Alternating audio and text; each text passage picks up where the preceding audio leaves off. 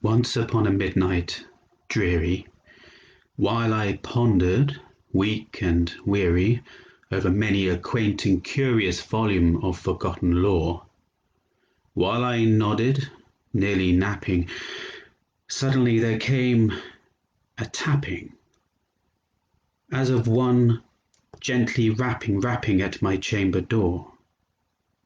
"'Tis some visitor," I muttered, "tapping at my chamber door. Only this, and nothing more." There. Distinctly I remember it was the bleak December, and each separate dying ember wrought its ghost upon the floor.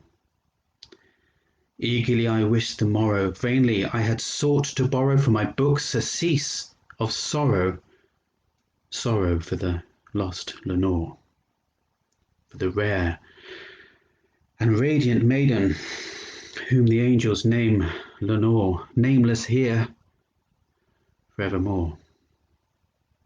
And the silken, sad, uncertain rustling of each purple curtain thrilled me, filled me with fantastic terrors like I'd never felt before, so that now, to still the beating of my heart, I stood repeating, "'Tis some visitor entreating entrance at my chamber door.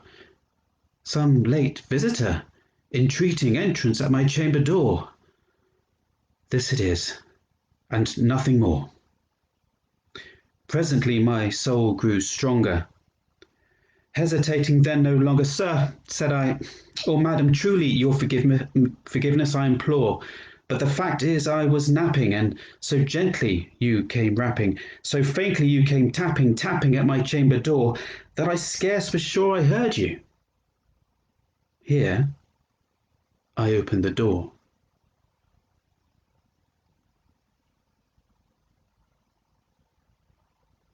Darkness there, and nothing more. Deep into that darkness peering, long I stood there wondering, fearing, doubting, dreaming dreams no mortal ever dared to dream before. But the silence was unbroken, and the stillness gave no token, and the only word there spoken was the whispered word, "Lenore?" This I whispered, and an echo murmured back the word, "Lenore." Merely this, nothing more. Back into the chamber turning, all my soul within me burning, soon again I heard a tapping, somewhat louder than before. "Surely," said I, "surely that is something at my window lattice. Let me see then what thereat is, and this mystery explore. Let my heart be still a moment, and let this mystery explore. 'Tis the wind, and nothing more." Open here I flung the shutter, when with many a flirt and flutter in there stepped a stately raven of the saintly days of yore. Not the least obeisance made he, not a minute stopped or stayed he, but with mine of lord or lady perched above my chamber door. Perched upon a bust of Pallas just above my chamber door, perched and sat, and nothing more. Then this ebony bird beguiling my sad fancy into smiling by the grave and stern decorum of the countenance it wore. "Though thy crest be shorn and shaven, thou," I said, "art shorn, O craven, ghastly, grim, and ancient raven, wandering from the nightly shore?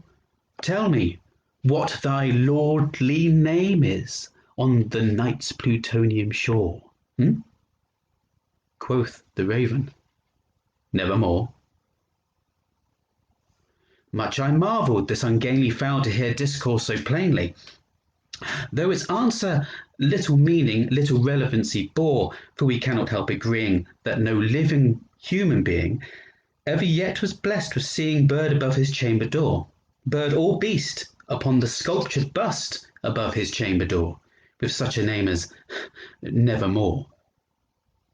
But the raven, sitting lonely on the placid bust, spoke only that one word, as if his soul in that one word he did outpour.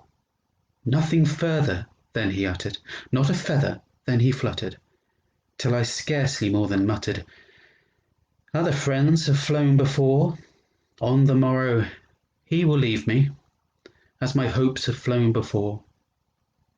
Then the bird said, "Nevermore." Startled at the stillness broken by reply so aptly spoken.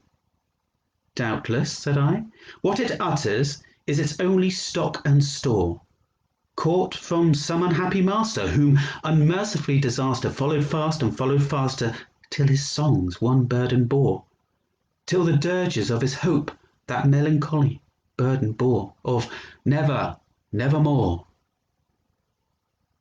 But the raven still beguiling all my sad soul into smiling, straight I wheeled a cushioned seat in front of bird and bust and door.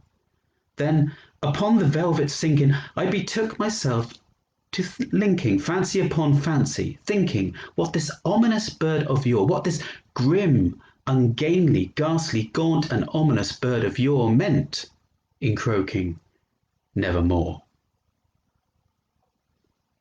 This I sat engaged in guessing, but no syllable expressing to the fowl, whose fiery eyes now burned into my bosom's core.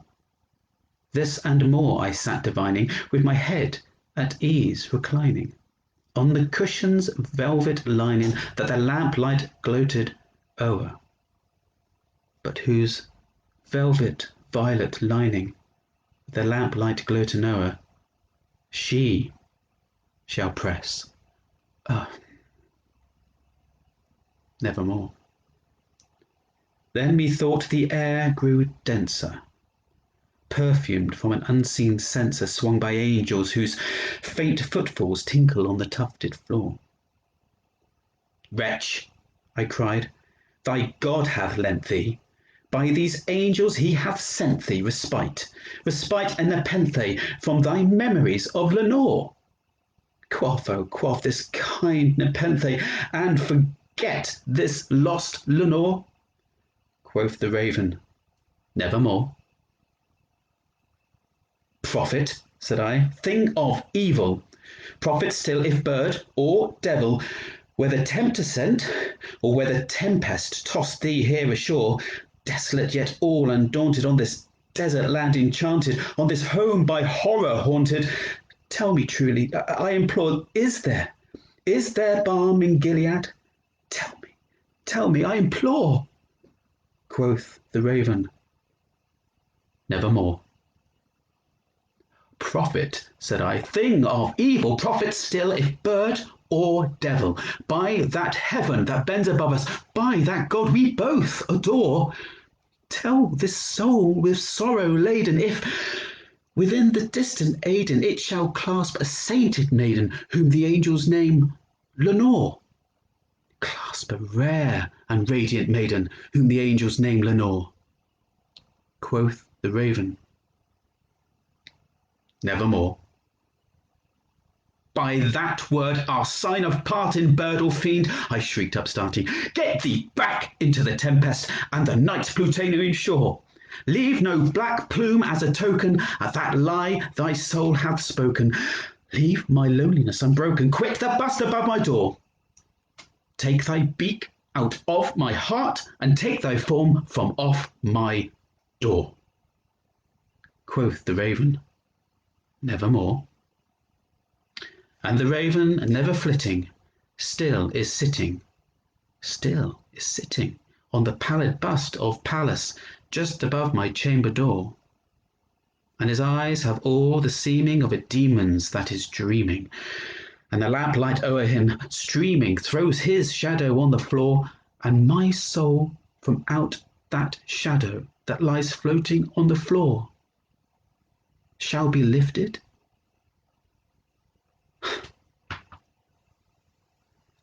Nevermore.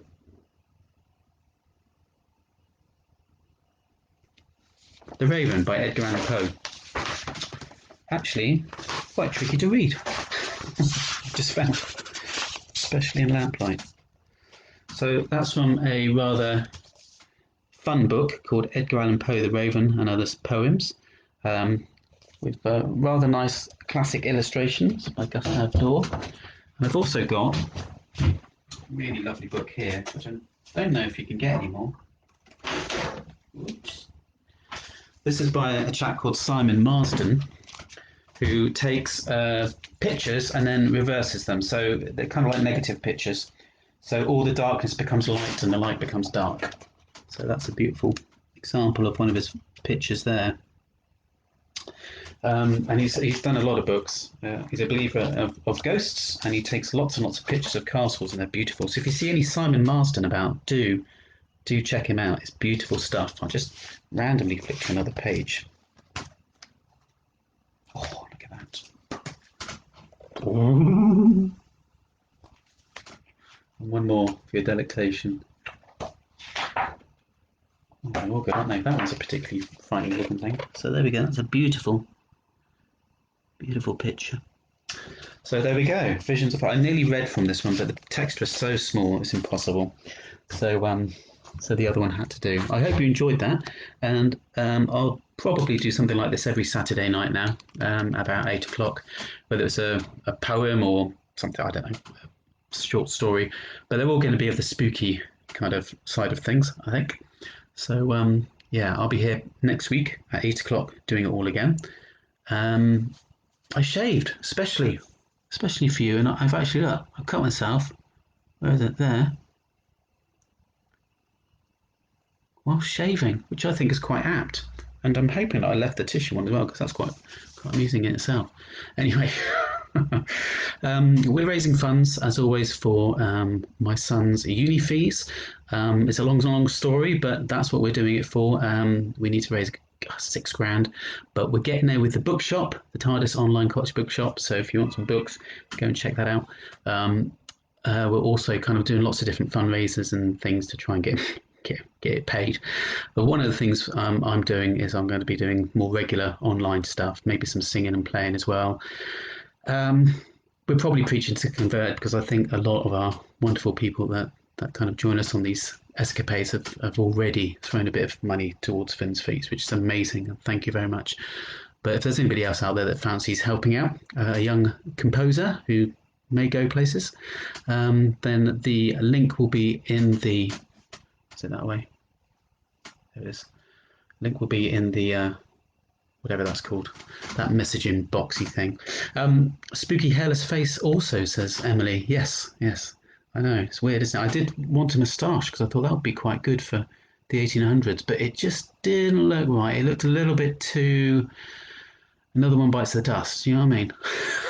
It's just with the leathers, and didn't quite work with the poem. But anyway, I hope you enjoyed that, and I'm going to say goodbye and leave you to look at my beautiful, lovely lady who is no more. The gorgeous Lenore. Say hello, Lenore.